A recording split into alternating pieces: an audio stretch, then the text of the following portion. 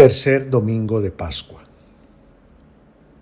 Avanzamos en la experiencia de la primera comunidad cristiana. Aquí de nuevo Jesús se les hace presente a los discípulos y se les revela como el vivo entre los muertos.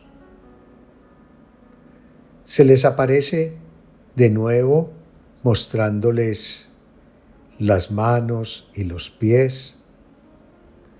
Insiste que no es un fantasma, es Él en persona. Por eso les dice: tóquenme y verán, y se darán cuenta que soy yo, pues un fantasma no tiene carne y huesos como Él tiene. Y al decir esto, dice el texto bíblico, les muestra las manos y los pies atravesados por los clavos con los cuales fue asido a la cruz. Es otra de las apariciones de Jesús a los discípulos que conforman esa primera comunidad cristiana. Se muestra pues como el victorioso sobre la muerte, aquel que da inicio a una nueva vida. No es un fantasma, es verdad, pero es el Hijo del Hombre transformado, glorificado en el Hijo de Dios, en Él resucitado. Y es un resucitado que está cerca a ellos, que les dirá que es alguien sensible a sus necesidades, que no los abandona y que los conoce, y que al resucitar de entre los muertos, Él mismo inaugura una nueva manera de estar en nosotros y de caminar con nosotros. Jesús, antes de subir al cielo, lo escucharemos más adelante, dirá a sus discípulos que no tengan miedo, que estará con ellos todos los días hasta el fin del mundo. En esta aparición, Jesús da unos tips, no solamente sobre su identidad, sobre quién es, sino también sobre la misión que los discípulos habrán de llevar a cabo. Misión que en este texto de San Lucas ratifica lo que la semana pasada escuchábamos de San Juan. Cuando el resucitado les sopla sobre ellos, les da el Espíritu Santo y les dice: les doy todo poder en el cielo y en la tierra, lo que aten en la tierra quedará atado en el cielo, lo que desaten en la tierra quedará desatado en el cielo. El perdón. Y aquí ese tema se repite, subyace en el pasaje bíblico. Dice el texto: entonces Jesús les abrió el entendimiento para que entendieran las Escrituras. ¿Qué debían ellos entender con este gran regalo del Espíritu Santo? Pues que, como lo dice el texto, que el Mesías debía sufrir y resucitar al tercer día. Primera afirmación. Ya se presenta a Él como Mesías, como el ungido, como el enviado de Dios, como Dios mismo que viene a salvarnos. Y en segundo lugar, dirá lo siguiente: que en su nombre se hará en todo el mundo un llamado al arrepentimiento para obtener el perdón de los pecados. Démonos cuenta, como lo dijimos también la semana pasada, que el énfasis del resucitado respecto de la misión otorgada a los discípulos es la del llamado a la conversión, la del ofrecimiento del perdón para aquel que se hubiera arrepentido de sus pecados. Esto es muy bello y esto tenemos que recuperarlo.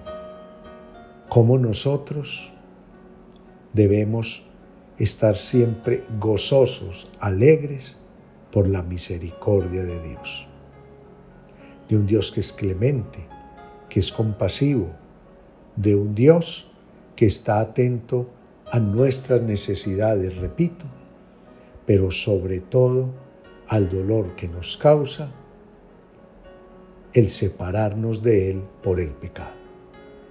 De tal manera que pudiéramos decir, en otras palabras, que el fruto esperado de Dios a partir de la pasión, muerte y resurrección de su Hijo Jesús es la de que nosotros volvamos a Él, que nos convirtamos. Y en la Cuaresma veíamos que la conversión significaba viraje, cambio de ruta, volver a Dios, volver al esencial, al único, a aquel de quien dimana toda fuente, toda vida y vida abundante. Queridos hermanos, la Pascua es el gran anuncio de la misericordia de Dios.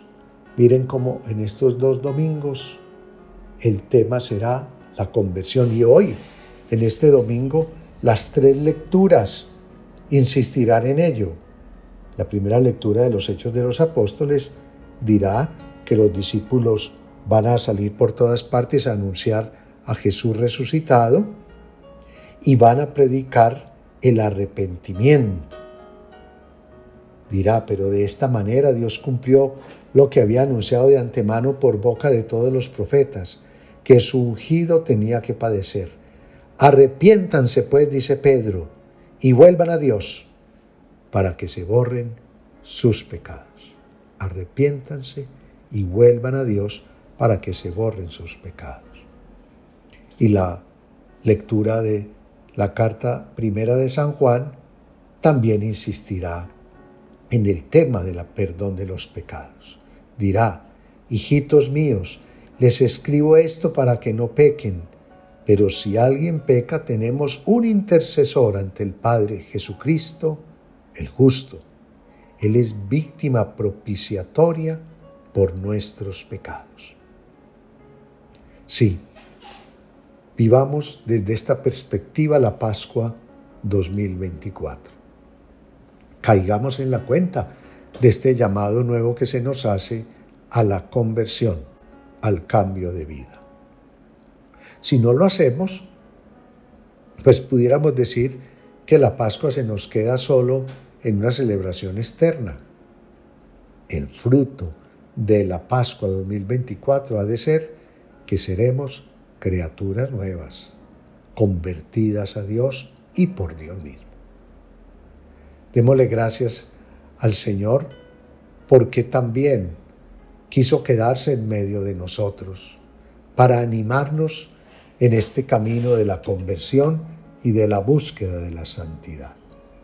Al inicio del Evangelio de hoy, los discípulos que lo reconocieron en el partir el pan en Emaús, que lo reconocieron en ese momento sublime de la cena, van y dialogan y les cuentan a los discípulos esa su historia del encuentro con el resucitado. Aparece aquí también de nuevo la Eucaristía. Y es Jesús que se vuelve comida y bebida de salvación, y es allí donde lo reconocemos al partir el pan. Finalmente, se reitera el llamado, el saludo que Jesús hace a sus discípulos resucitados. Les traigo la paz. La semana pasada vimos cómo en pocos versículos, en 3 ocasiones, Jesús los saluda con la paz. Hoy, en estos versículos 35 en adelante del capítulo 24, Jesús también se aparece a los discípulos y les saluda diciendo, les traigo la paz. No hay otra forma de entender al Señor, sino desde la perspectiva de aquel que nos llama a la conversión, al perdón de los pecados, a alimentarnos de su cuerpo y de su sangre y a ser todos artífices y artesanos de la paz. Queridos hermanos, vivamos pues con júbilo esta Pascua y que los frutos deseados por el Señor los produzcamos abundantemente. Los bendigo en el nombre del Padre, del Hijo y del Espíritu Santo. Amén.